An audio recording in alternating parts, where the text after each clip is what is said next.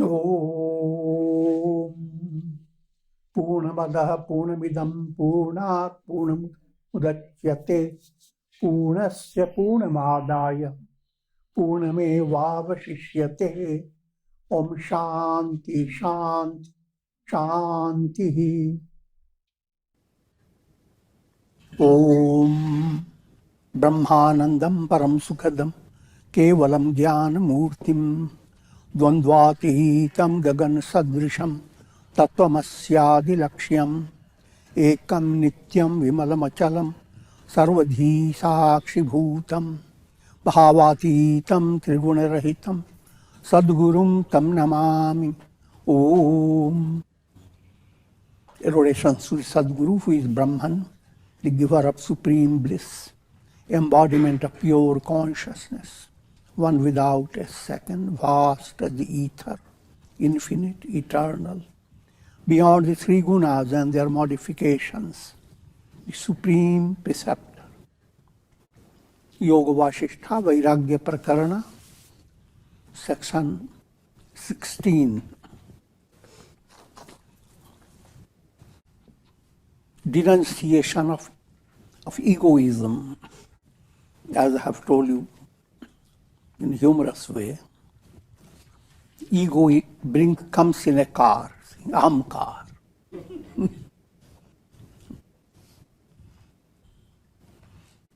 And this is a not normal car, it's very progressive.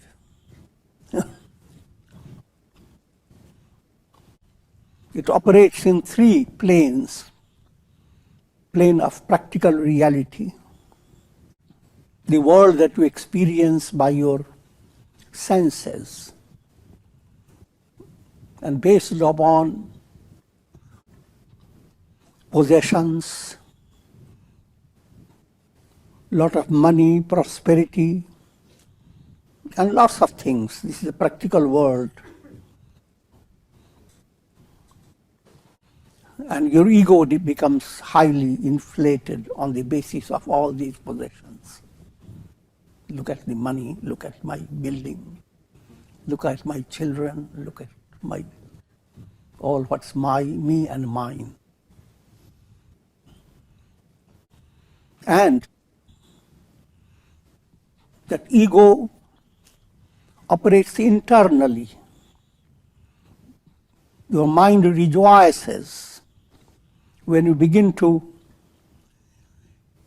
imagine your power over others. Nobody has been like me in the three worlds.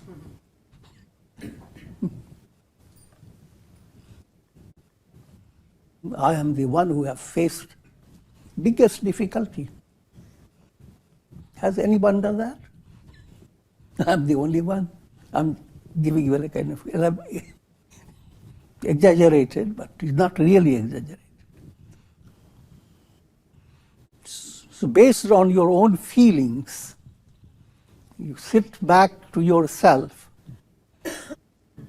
but your feelings are with you. And ego-led feelings has put you into a different car.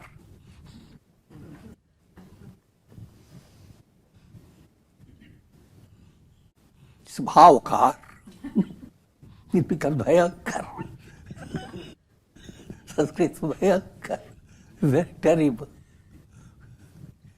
Gives you much greater distress.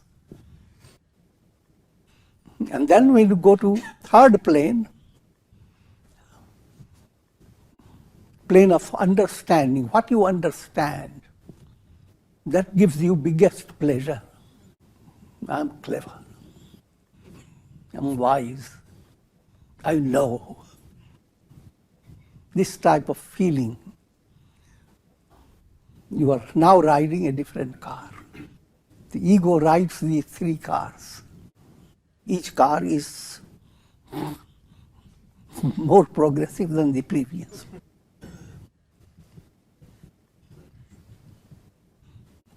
And subjects itself to countless accidents. And as long as it is in a car, it is not to to itself. It is not settled within, is not free. Out of car, it's out of egoism, out of ism, simple ego, aham. That ego is not an obstacle. That aham stage brings about a revelation that I am Brahman, I am the absolute, I am not the body, mind, senses, ego, intellect.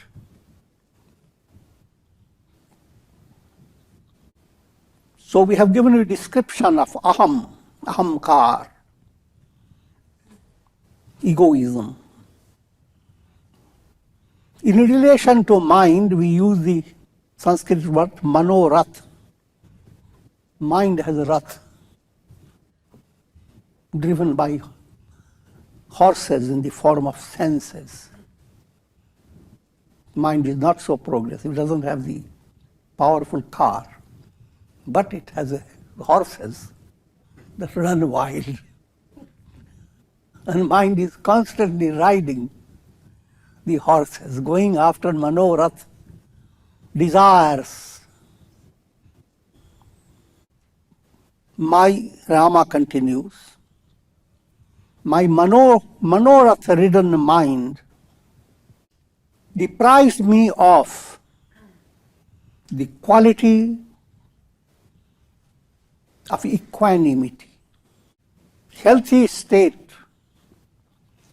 is to enjoy serenity of mind. Mind does not have to have any object to feel joyous about. All objects of this world are anityam, asukham, lokam. They are transient. Real happiness is not there. So, if because of certain happening, you become exceedingly joyous, you must realize we are talking from a very advanced level.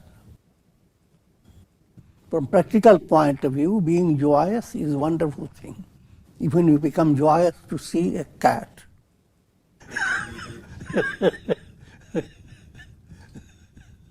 But that's a different matter. But to feel deep down that you have attained your goal, that type of joy, if you have developed, this is what I wanted, my life's mission has been fulfilled. Because of money, because of power, because of anything. That's unreal, that's false. This understanding is not meant to bring dejection in human mind, though at times it may be interpreted by the mind and it's perfectly normal. But it is not a psychological disease. Spirituality doesn't produce that type of mental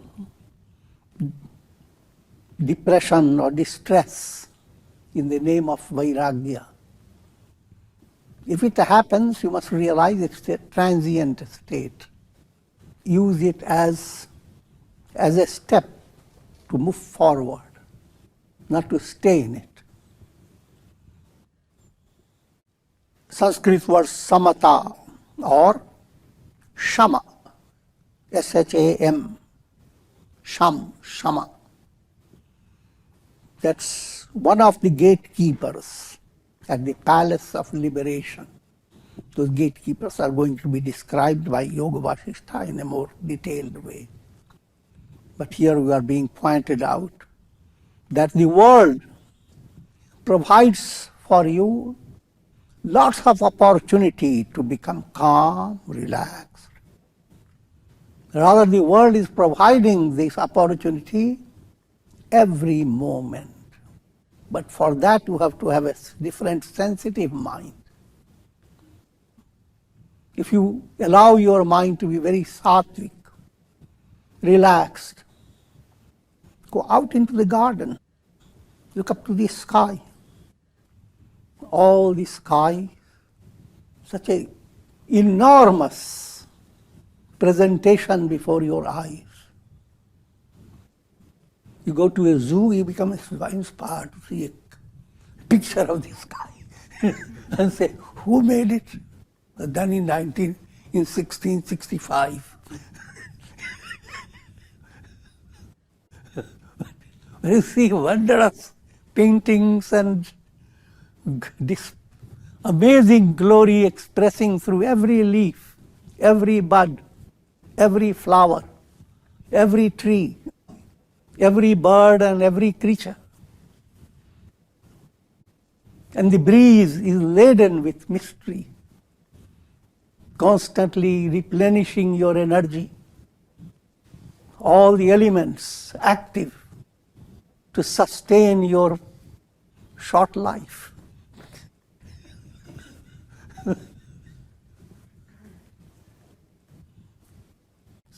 So, your mind is brought to that level of calmness and sattva.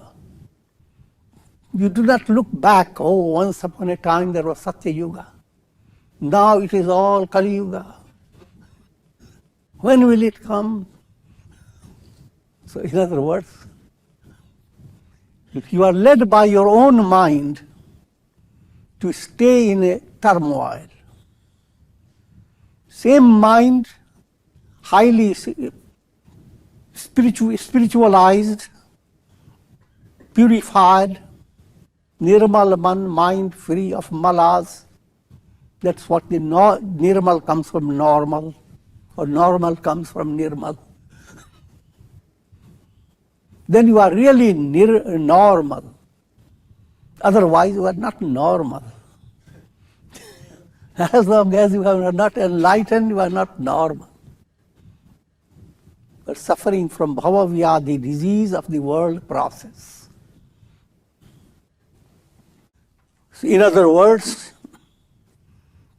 every moment your mind can be filled with joy, not a happiness that hops based on happening, but the immense presence of God that has created the entire universe is sustaining you every moment, every fiber within your body is sustained by God. And all functions of your mind, intellect, senses, behind that it is God. This profound revelation does not come instantly, though you read it and it is told to you in a few sentences. But for realizing it, you have to allow your life to flow with immense patience. But this point should not be forgotten. Do not let your mind constantly dangle with past and future. Allow your mind to enjoy the divine reality. That is, absolute ananda is all the time present. For worldly enjoyment, something has to happen. Happening is most important. For divine joy, no happening. It's ever-present reality. It transcends time. Day by day, when you go to sleep,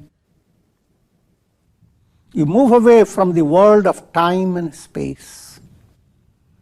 You are not concerned with time, past, present, or future. It moves away from you. And yet you are. That gives you a little idea of the profound ideal to attain.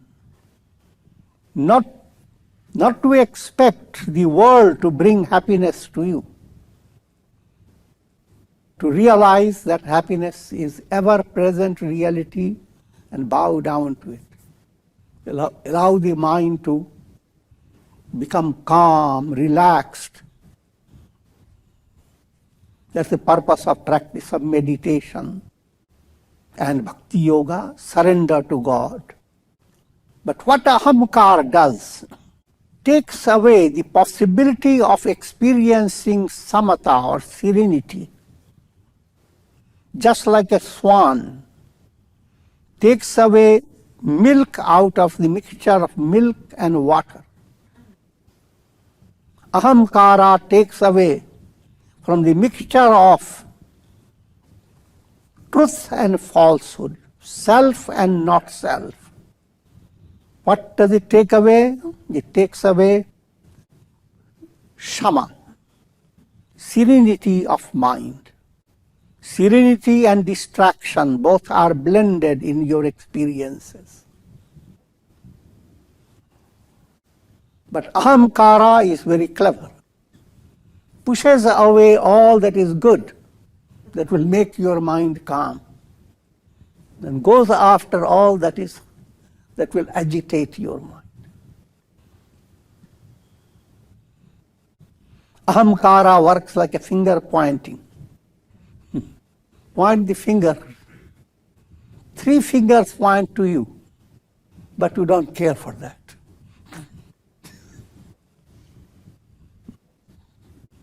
So you say, that person is very bad. 3 fingers are saying in the same gesture that you are 3 types.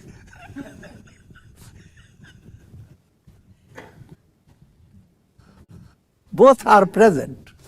But ego-ridden mind sees only this finger, doesn't see these 3. If you were to see these 3, now you will live a life, a purposeful life. You have a project and you go on removing negative and allowing the positive to shine forth. Positive in you is not your creation, it is your reality. Negative in you is like darkness. You have run away from reality, running away. And like human movement in this world is constant running away, called bhagana. In every situation, no matter how it is, you become bored. You expect something else. That's called running away. You will not go into details. The spiritual movement is jagana, not bhagana. Jagana means develop deeper awareness of what it is all about. Your life is not based upon what's going to happen, not based upon what happened before. Wake up, because all this type of thinking is dream, it's a long dream. When you dream, your goal is nowhere in the dream world. Your goal is wake up. But if you are moving in your dream from place to place for your happiness, you are actually doing a work of bhagana, running away from the real purposeful movement. So no bhagana, jagana. Don't run away, wake up. These are simple sentences, but you have to go deep into it. You understand it, then they become your mantra. All the intuitive function of your mind has become latent. Brahmakara vritti, mind that becomes highly enlightened, sees nothing but Brahman, God everywhere. That type of function of mind is called Brahmakara vritti. That function is as if kidnapped. and is lying down on the bed of duality. Yoga Vasha gives you poetic language. Asakti Shaya. Dvaita Bhavana, which is Advaita Bhavana, the feeling of non-duality, due to ignorance, is not awake. It has just become glued to worldly attachment. However, that divine bhavana, that Brahmakara vritti, is awakened by satsanga, practice of integral yoga, teachings of Guru, and that's the purpose of all spiritual teachings. There are two types of illusion caused by ahamkara, egoism. One is about yourself. Who am I? That is not clear. To give you some Sanskrit terminology, it's called anyonyadhyas. The self and not self has become so blended together, like iron and fire. In a red hot iron, cannot separate the iron from fire. They are blended together. That's called anyonyadhyas. Fire superimposed on iron, iron superimposed on fire. Such is the illusion that has developed in everyone. Another one is called sansargadhyas. You may have fragrant incense on your face, on your body, but if you sit in a kitchen where there has been a lot of onions cut,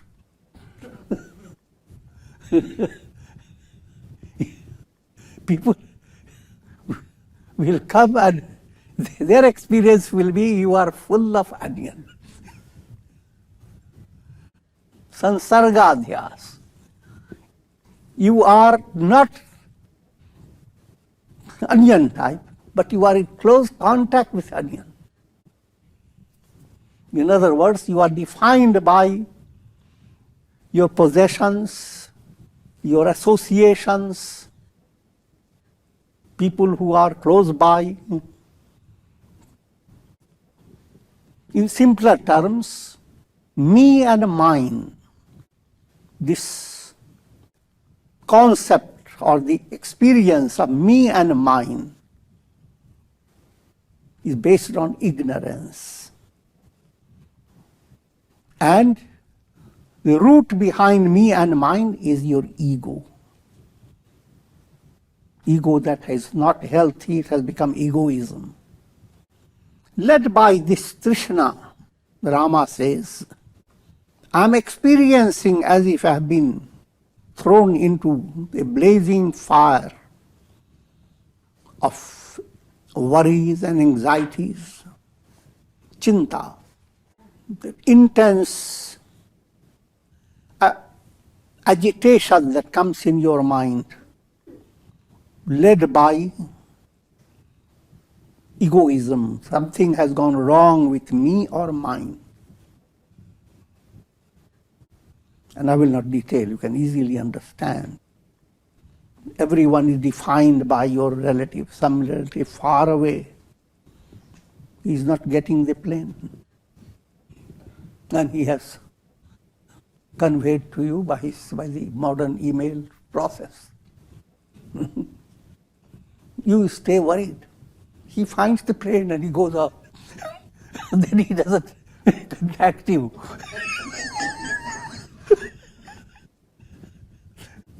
And your life has become painful.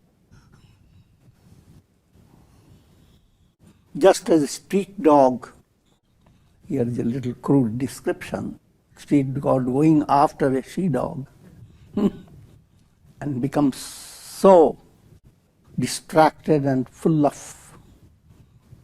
a kind of intoxicated state, that he goes on eating anything possible as he goes. Krishna, or craving, acts like ocean that is tossed by a storm, and a tsunami type of function comes from the ocean. And the trees that are there by the beach, they are broken down so easily. In the same way, Krishna breaks down your stability, sense of stability.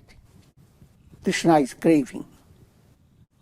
Just as a storm tosses a little straw, in the same way, craving acts like a storm, like a hurricane, a cyclone, tosses your stability of your mind. Mind acts like the old style, drawing water from a well called Ghati Yantra.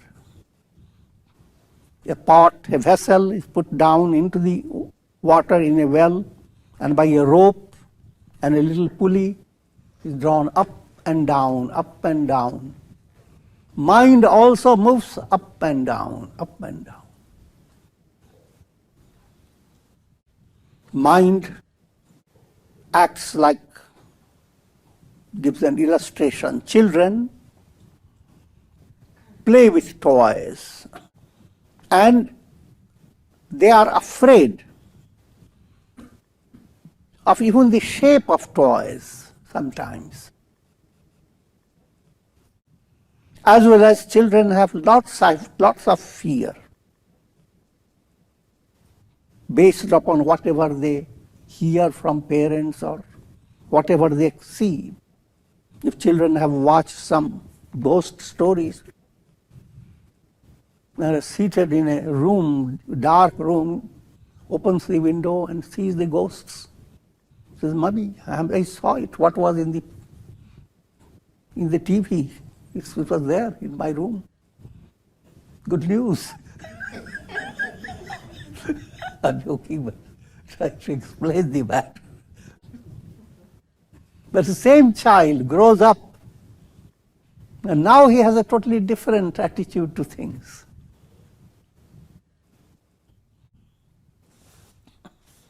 Similarly, your mind acts like kid. No kidding.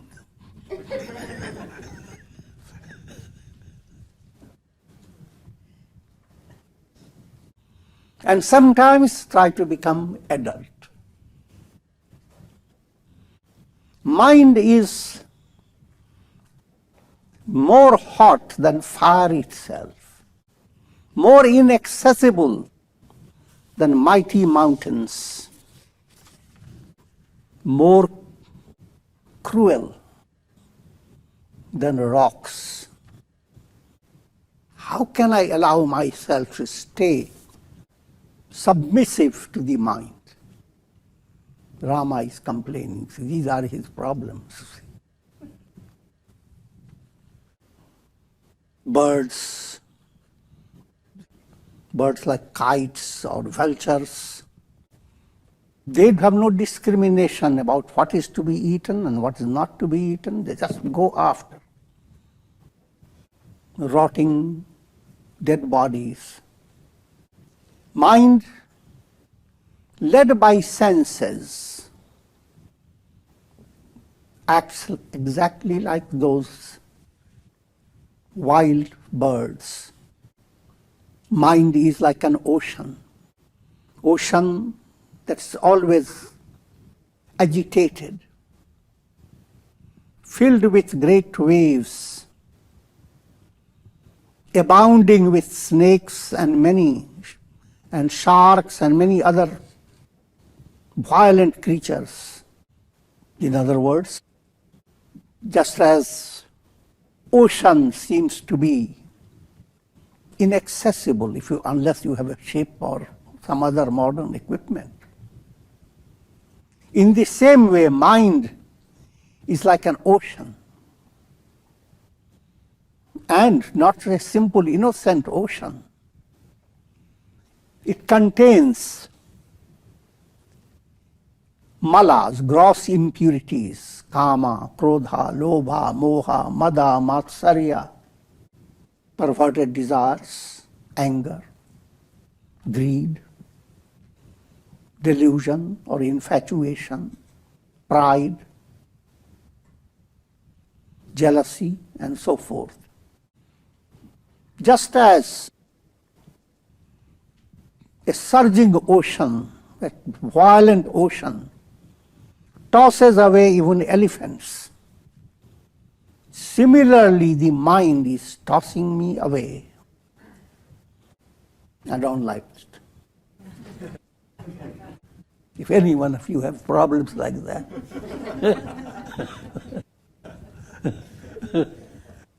first word, don't be too upset, because even greatest of personality has gone through it. O sage, I consider controlling the mind more difficult than drinking the whole ocean, or crossing over Sumeru mountain by leg movement, or devouring fire itself. Similarly, Arjuna also has expressed the view of mind is very difficult to control, and Krishna gives the instruction, however, by abhyasa and vairagya, your mind can be controlled. Abhyasa, daily practice.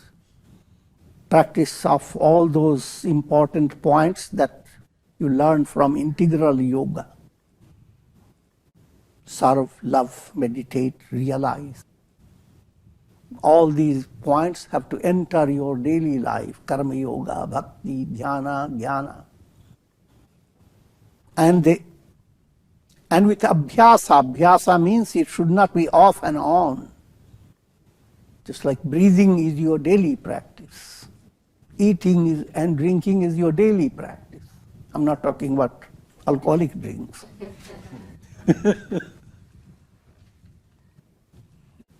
In the same way, basic sadhana, doing japa, prayer,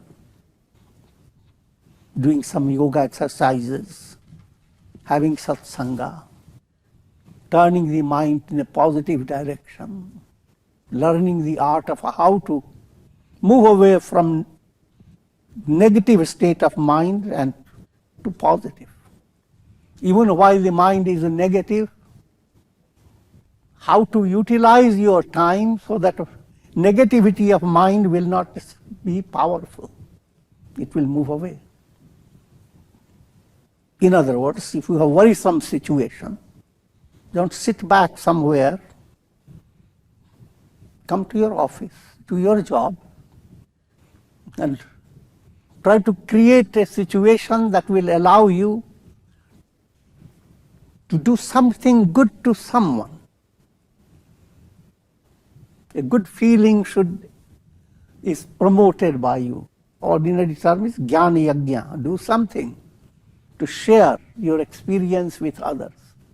The moment you allow your energy to flow in a positive direction, the negative in your mind will fly away. But if you sit back and start working upon your negative, let me figure out when this negativity entered. Now I remember, when I was 5-year-old,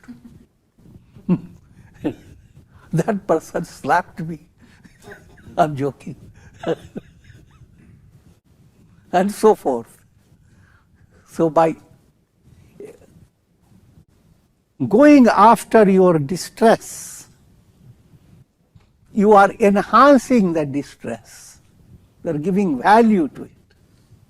The same energy should move in a positive direction. Darkness cannot disappear if you sit down and worry about it. How long? How much is the darkness? And what is its intensity? And how many creatures it is harboring? While you do that, why not go and get a torch, get some lamp?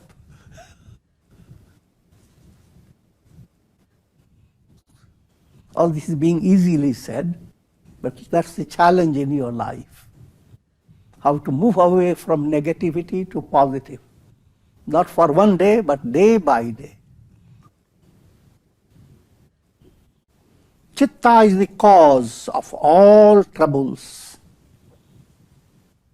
Mana eva manushyanam karanam bandha mokshayo. Mind is the cause of your bondage.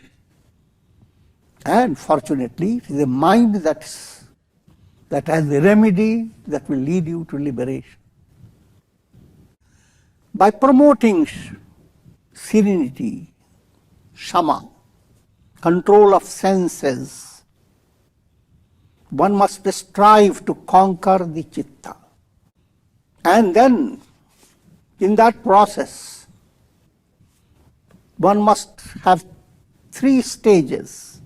Removal of mala, called manonash. Removal of vasanas, subtle desires, vasana kshaya. Removal of ego by tattva gyan, knowledge of the self, atma gyan. These points will be detailed upon later. That's the most important points. Mala, Vikshepa and Avarana, these are 3 great obstacles. And that's the spiritual project. Mala, gross impurities.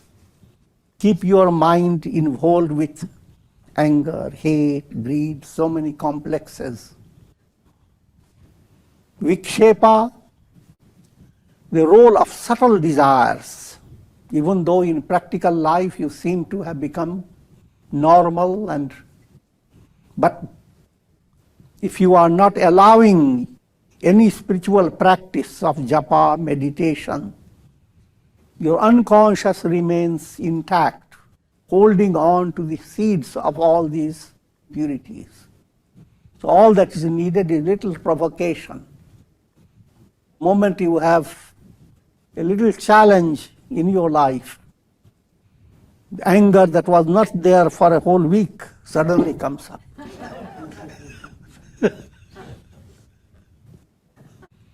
And all this goes on because ignorance continues to intensify your egoism.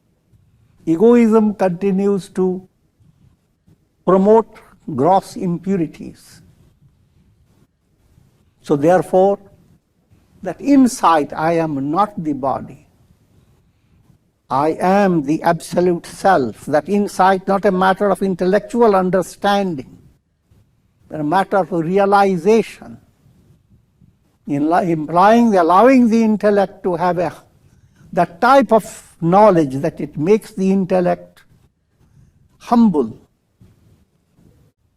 That humility is infectious. It catches the ego. Ego becomes in the state of self-effacement. In this process, the absolute reality reveals itself. It's just like cloud moves away, the sun shines forth. You don't create the sun. All that you have done is moving the cloud away. Next section, 17th section. This section is devoted to Trishna, craving. O sage, chinta, worry, anxiety, sorrow, all this come in the realm of chinta. Chinta has dried up, burnt up my heart. and all its juice, sweet juice, has become consumed, burnt up. In other words, my heart does not have that cool, gentle experience. All that's cool and gentle and joyous and gracious taken away from my heart. Chinta has taken away the quality of vinaya, namrata, the feeling of bowing down to God in all, and has made me niras, no rasam, nothing sweet within myself, and turned me kathor, very rock-like. In simple terms, Trishna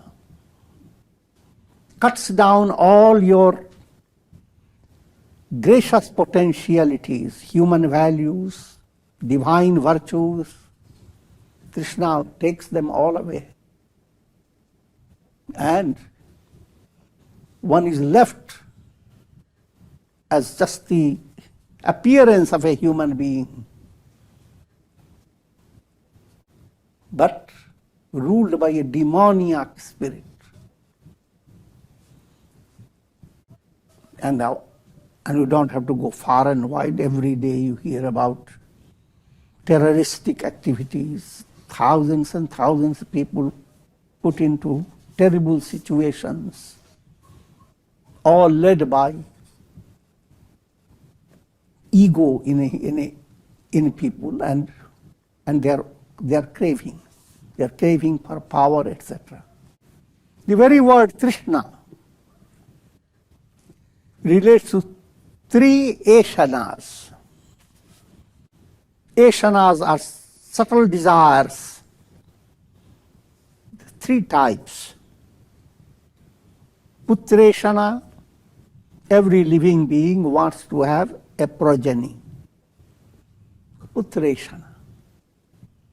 Vitteshana, if you have progeny, etc., you want to have a big home also. So you want to have economic settlement. You want to have wealth. And lokeshana, you want to be popular. So the inner urge to experience Satchit Ananda, everyone, most intrinsic urge in you, you want to exist all the time. Because you are Sat. You want to be fully aware. Awareness that doesn't have any content. It's absolute infinite. That's Chaitanya, Satchit. And therefore Ananda, absolute joy. That's the instinct of every soul. Even birds and beasts, they have not studied Vedanta, but they have the same Satchidananda instinct. But due to ignorance, all these three urges, they become distorted.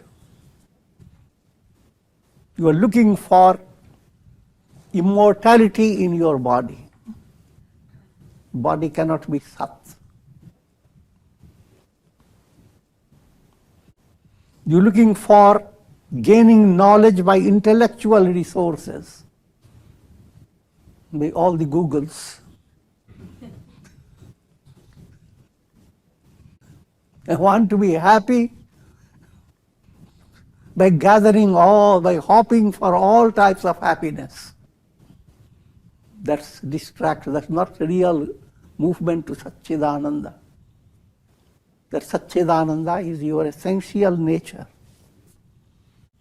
Coming back to Krishna term, the word, first I have explained to you the three types of subtle desires or inclinations. In a profounder level, 3 relates to triad, known as Triputi. Relative consciousness. In your dream, 3 factors of your consciousness have become faulty. That is, your idea, this is me in your dream. You are not the one. The dream subject is not you. The dream world is not real at all. Experiences of pleasure and pain, gain and loss, they have no reality. And yet, you are, after all these 3 points, you want to improve yourself. You want to see the world around you comfortable, agreeable to you. You want to have your enjoyments, pleasure and pain, according to your ego's expectations. What I'm giving, the illustration of dream applies in the practical world. This world is a long dream, exactly like dream. No one has full understanding of one's own inner resources and potentiality. You don't know who you are. And life is meant to bring that out. If you are living life with purpose, your goal is to have self-realization, to discover who am I. Similarly, no one experiences the world in its reality. The world does not have, the world that you experience is whatever your eyes and ears allow you to see. You see the blue sky, this blue sky is not there. You see the sun round and shining up in the sky, the sun is not there. These are simple points. But every individual experiences the world that's not real. You are not real, the world is not real. Then all your experiences of gain and loss, pleasure and pain are not real. And yet the mind craves for happiness in these 3 areas. Happiness by improving yourself. If you don't have a cap or a hat, and you find a hat, you improved your face.